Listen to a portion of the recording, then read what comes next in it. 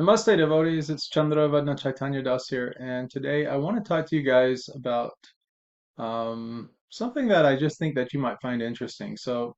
And I actually have a blog post as well on the website. So, welcome back to the Bhakti House. This episode, we're going to talk about we're going to talk about peace. Like inner peace, like having a sense of inner peace within us. And this topic is near and dear because a lot of times, like in life, we're going to go through some difficult situations. There's going to be ups and downs. There's going to be times in our life where we just don't even feel like we want to be around. And there's going to be times where it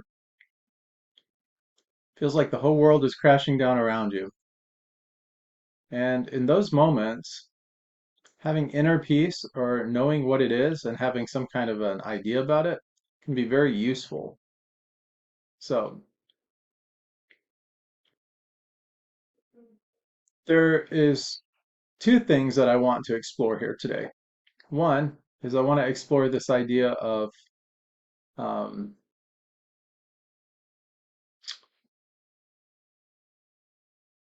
non-attachment, and the other is this idea of like inner peace. So the two kind of have a correlation.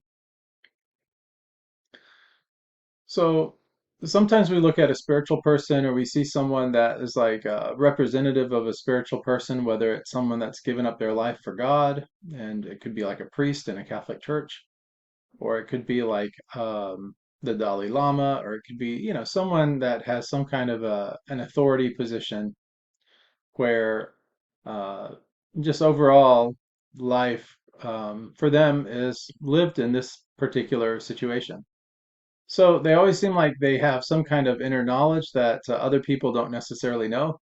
And, and it's like we kind of want to know what that is, but at the same time, there's a part of us that doesn't want to give up our lives, right? So we don't want to give up our day-to-day life. We don't want to give up the connections that we have with our local community. We don't want to give up the connections that we have with our family members. And so then life can become mundane, right? We can just say, well, I'm going to sacrifice, moving in this spiritual direction for just having this everyday kind of, life that I want to have. So when this is the case, there may be some inner conflict that we have as well, right? So, and that inner conflict could look like many different things. It could just be that there's that internal part of us that is yearning for something else that's just not really there, and that we want to be there. But then there's this other part of us that is looking at life with responsible eyes, with the responsibilities. And so it means taking care for our loved ones, taking care of our situation, doing our duty, our responsibilities for our career, our position, our work, and all these types of things. So, but there's a part of us that when we see other people non-attached, or they seem to be non-attached anyway, to where nothing really bothers them, we might think to ourselves, how is that person able to live a life in that capacity? With those types of aspects of them of their personality all in check and everything going right. So when you have the most horrific things happen, or you see the most horrific things happen around you, it's not that you might not a person like this may not feel some compassion or some love, but it could just very well be that the individual is just seeing things differently, or it seems like they have it all together. And we also would like to emulate that, right? We would like to know that we have it all together, that, life, by and large is, available to us in the same capacity and respects as it is for others. So these are some of the things that I wanted to kind of explore a little bit. And I want to talk to you about the perception of non-attachment versus true non-attachment. So non-attachment may be very, very difficult for many people to achieve, even spiritual people, people that maybe have dedicated their life to God and that type of thing, right? But you don't necessarily need full non-attachment to be able to experience a sense of non-attachment. What I'm talking about is inner peace. And so that's what I really want to kind of deep dive into at this point. So inner peace is when things are going on around us and we see that life is throwing us a curveball, or life is just not fun and games, or it seems like the walls are coming down. Whatever metaphor you need to hear. The inner peace gives us the ability to keep it all together, to hold things together while situations around us seem like they're going in a very negative direction, a direction that is very undesirable, and that we just don't really want to have anything to do with. So these are the kind of things. So non-attachment is very extreme uh, measure of inner peace. It's this inner knowing, this inner faith, this complete blind faith, this complete absence of being attached to anything. Like if you lost everything today, you'd be fine. That's not, for many of us, that's easier said than done, right? But on the other hand, having inner peace is in a similar vein. This idea that we know that things are going to happen. We know that we're going to experience loss in this lifetime. And when we experience those losses, because we know that the loss is imminent, we kind of turn off the harsh emotional inner part of ourselves that feel wounded, that feel um, lied to, that feel misled, that feel all these negative emotions that feel compounded when such negative things happen in our lives. So that's really it. So what are some things that we can do to achieve inner peace? Well, there are a lot of things. One is making it a practice to remind yourself, maybe daily or maybe at least weekly or something, that things are going to happen. There will be the ups and the downs in life, as there always are. And to remind ourselves that when things are happening around us, that doesn't make us any less valuable, that it doesn't make us any less important, and that it doesn't mean that things won't turn around. When we are going through it and we are experiencing all the things that life can definitely throw at us, it's the bad news that you get on a Friday, or whatever. Uh, Having that conversation with yourself regularly, saying that when things happen, I'm not going to react in a negative way. I'm going to do my best to try to keep it all together and to keep some emotional boundaries in check. And I'm also going to turn to whatever it is that brings me this inner peace. Now, for some of us, that might be our belief in God. It could be our religion, our spirituality, our daily practices. It could be whatever. I mean, it could be your work, for example. I mean, a lot of people turn to their jobs when they are going through it, because it gives them a sense of purpose. It gives them a sense of duty and obligation, and it's a way of kind of turning off the negative temporarily so that we can,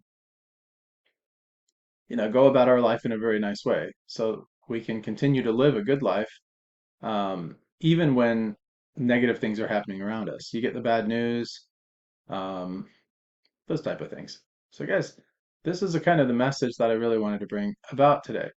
So, what are the things that you turn to for support?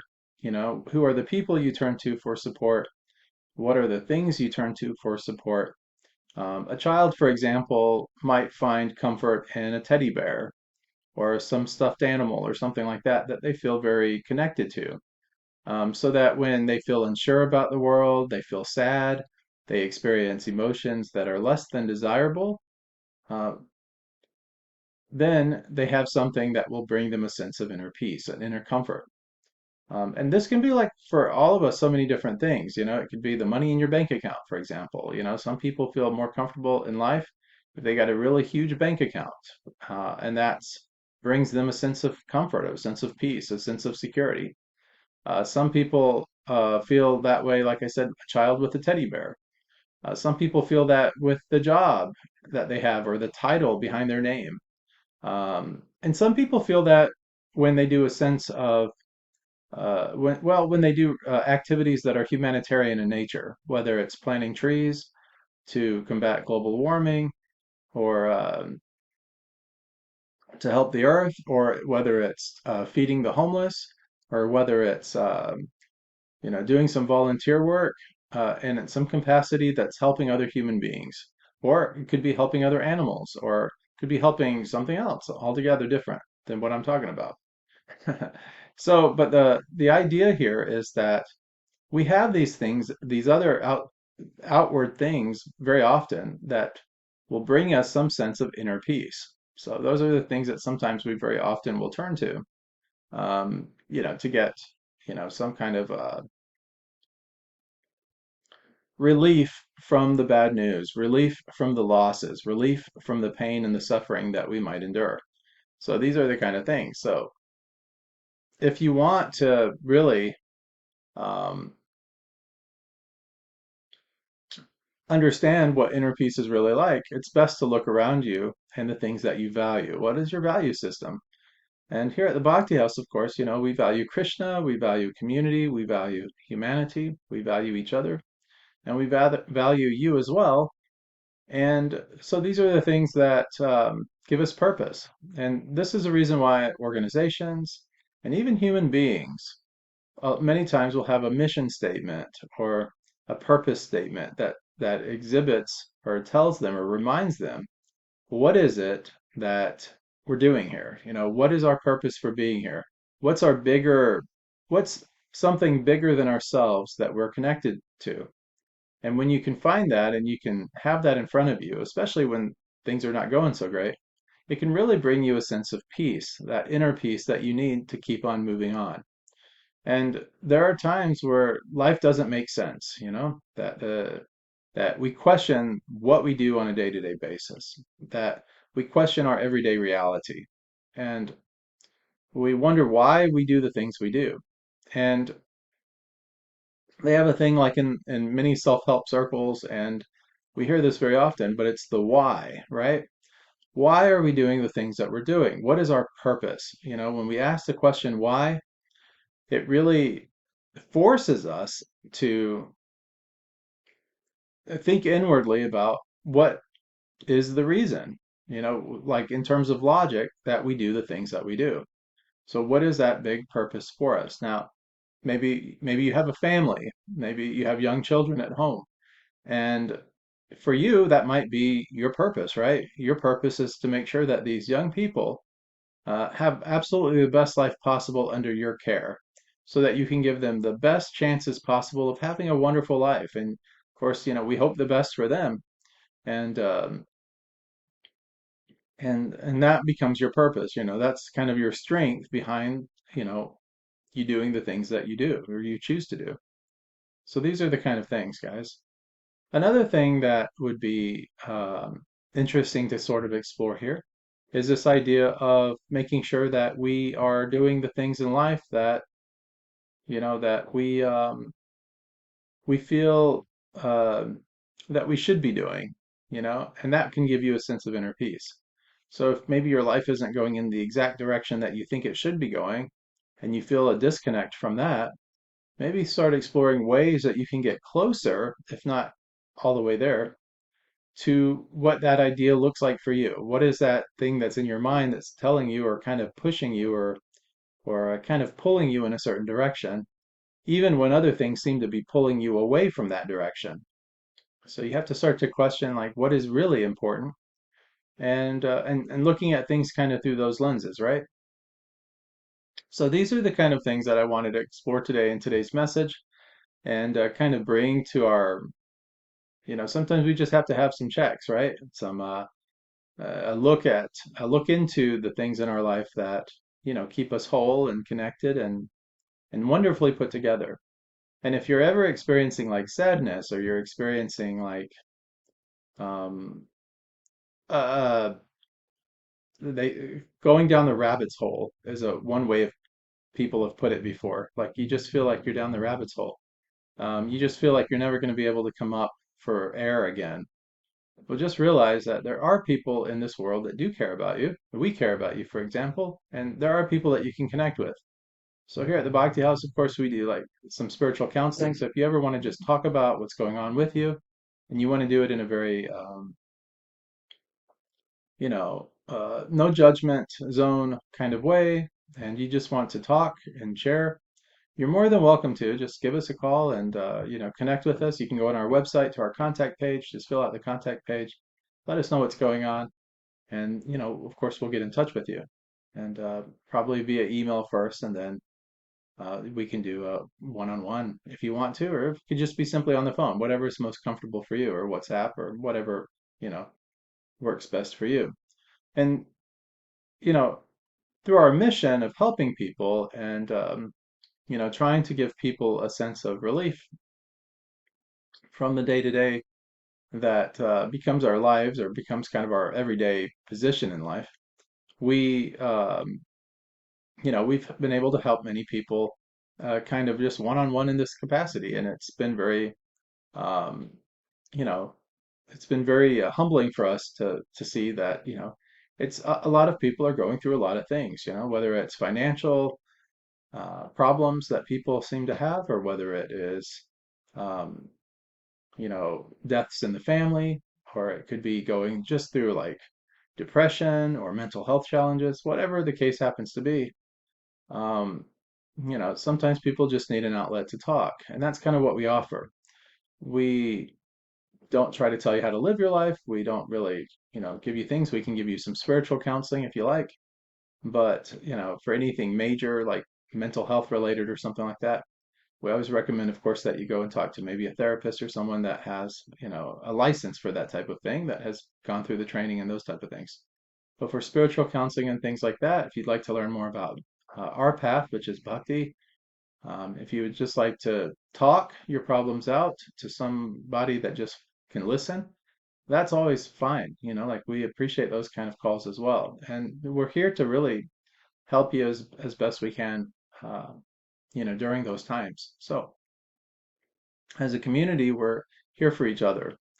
And, we strive to do the best that we can with what we have in front of us, with the time that we have on this planet. Um, the roles in our lives that we're put into, we try to do the very best that we can, to do what we can to help other people, to make a difference. And it's not an ego thing, it's not a narcissism thing or anything like that. It's just purely because um, that's, part of being a human being is helping other people, right? So you think about people that you don't like, right?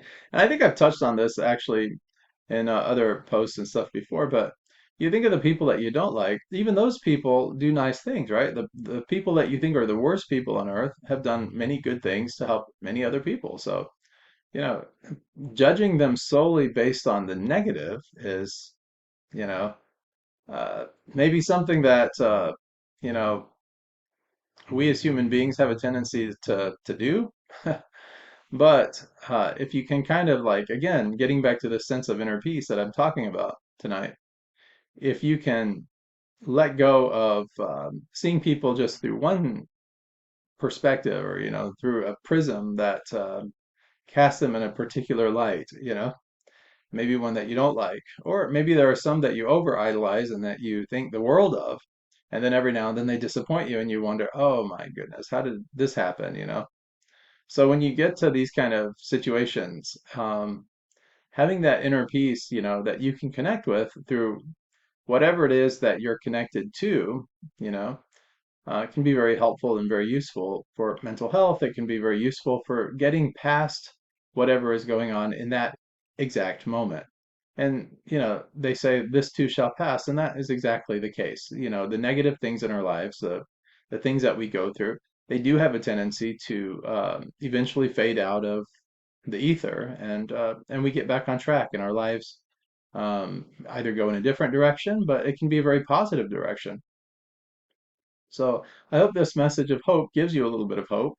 And I also hope that, you maybe can start to look at some things that really bring you a sense of peace.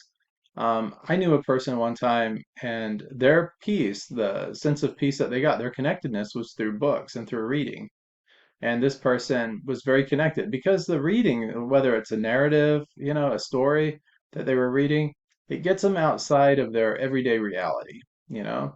And we call this narrative transportation theory, like in psychology circles.